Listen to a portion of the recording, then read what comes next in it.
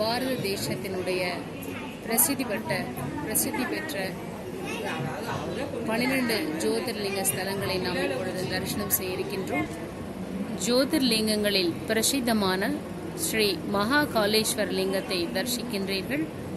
அடுத்தபடியாக மகாராஷ்டிராவில் அமர்ந்துள்ள ஸ்ரீ கிருஷ்ணேஸ்வர் லிங்கத்தினை தரிசனம் செய்து கொண்டிருக்கிறீர்கள். அடுத்தபடியாக பாவங்களை போக்கும் ஸ்ரீ நாகேஸ்வர் லிங்கத்தினை தரிசிக்கின்றீர்கள். அதற்கடுத்தபடியாக மனதில் உள்ள நோயை நீக்கும் வைத்தியநாதரையும் தரிசிக்கின்றீர்கள். ஜோதிர்லிங்க ஸ்தலங்களில் முதன்மையான ஸ்ரீ சோமநாதர் லிங்கம் இது.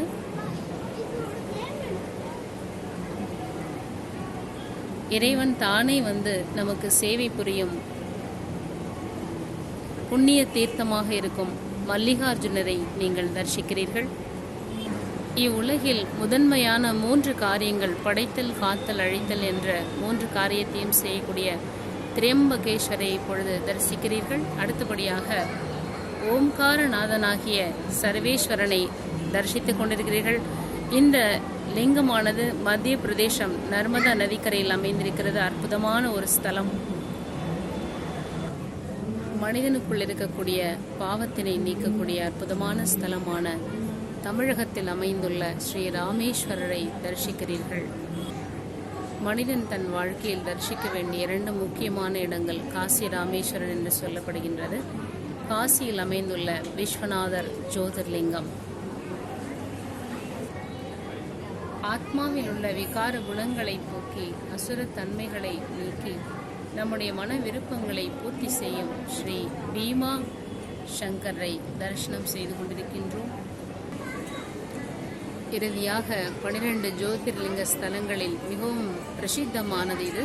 இமாலய பர்வதத்தில் அமைந்துள்ள கேதார்நாத் லிங்கம் மிகவும் அற்புதமான ஒரு இயற்கை சூழல் நிறைந்த இந்த இடம் அவசியம் எல்லா ஆத்மாக்களும் தரிசிக்க வேண்டிய ஒன்று.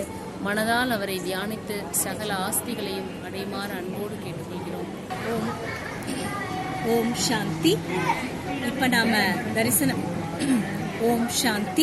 இப்போ நாம் தரிசித்துக் கொண்டிருப்பது நம்முடைய சிவ தரிசன திருவிழாவில் சிருஷ்டியினுடைய ரகசியம். இந்த சிருஷ்டி ஆரம்ப காலத்துல ஒரு பொன்னுலகமாக இருந்தது. அந்த பொன்னுலகத்தினுடைய தரிசனத்தை தான் நாம தரிசிச்சுட்டு இருக்கோம். சிருஷ்டியினுடைய 2வது காலகட்டம், 2வது யுகம், திரேதா யுகம், ஸ்ரீ ராமர் ஸ்ரீ சீதையினுடைய ஆட்சி, அதை தான் நாம் தரிசித்துக் கொண்டிருக்கிறோம். சிருஷ்டியினுடைய 3வது காலத்துல மிகப்பெரிய மாற்றம் நடைபெற்றது. சொர்க்கமாக இருந்த பூமி சாதாரணமாக உலகமாக மாறிவிட்டது. துவாபர யுகம், பக்தியினுடைய ஆரம்ப கட்டம். இது சிருஷ்டியினுடைய இறுதி காலம், கலியுகம்.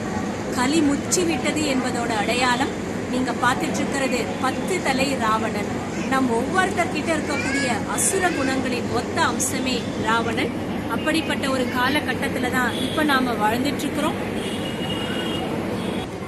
இது உலக மாற்றத்திற்கான நேரம். கால சக்கரத்தினுடைய இறுதியில சங்கம யுகம், அதாவது கலியுகமும் சத்யுகமும் சங்கமிக்கக்கூடிய நேரம், புது உலக மாற்றத்திற்கான நேரம்.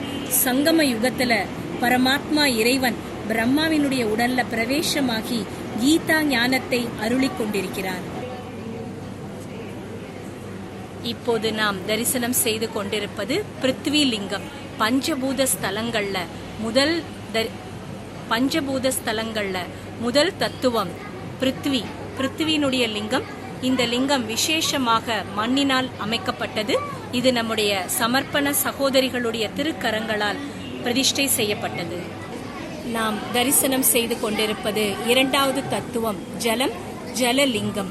புகழ் வாய்ந்த திருவானைக்காவல் சிவலிங்க தரிசனம்.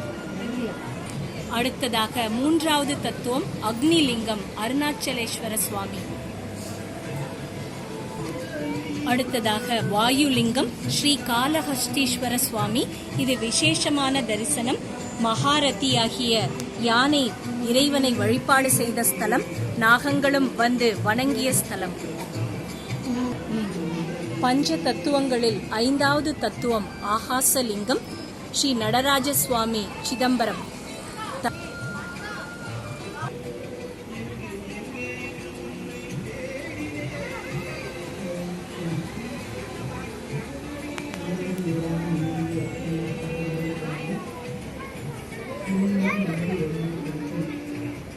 மும்மூர்த்திகளில் ஒருவராகிய சங்கரர் சிவனை நோக்கி தவம் புரிந்து கொண்டிருக்கக்கூடிய தவ கோலத்தை நாம் தரிசிக்கின்றோம்.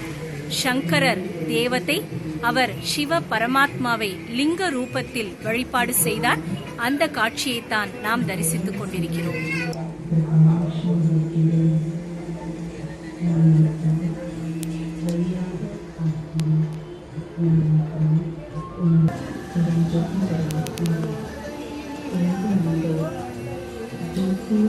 நம்முடைய கர்ம வினைகளை தீர்க்கும் கோடி லிங்க தரிசனம்.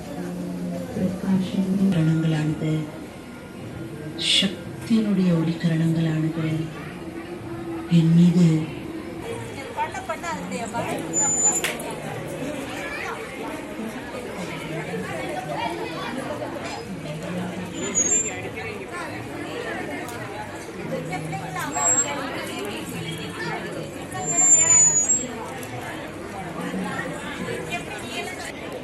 ஓம் சாந்தி ஹெல்ப்லைனுடைய உங்கள் பிரச்சனைக்கு எங்கள் தீர்வுக்கான கண்காட்சி இது. இந்த கண்காட்சியில் மொத்தம் 71 பிரச்சனைகளுக்கான தீர்வுகளுக்கு பொதுமக்களுக்கு வழங்கப்பட்டுள்ளது.